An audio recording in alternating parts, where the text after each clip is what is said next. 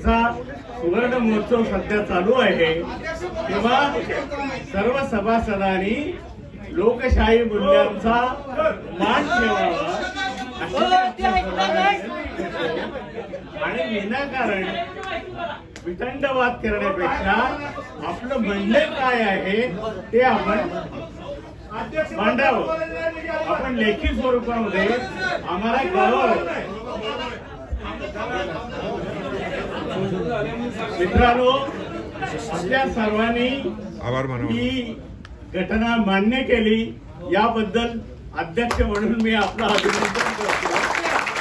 आणि याचप्रमाणे महाराष्ट्र साहित्य परिषदेचं नाव संपूर्ण देशात गाजेल अशी व्यवस्था या घटनेने केलेली आहे.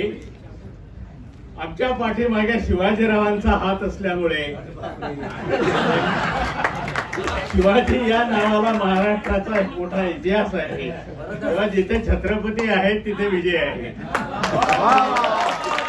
मी कोणालाही घाबरत नाही आणि धक्काबुक्कीला अजिबात घाबरण्याचं काय कारण आहे असं मला वाटत नाही.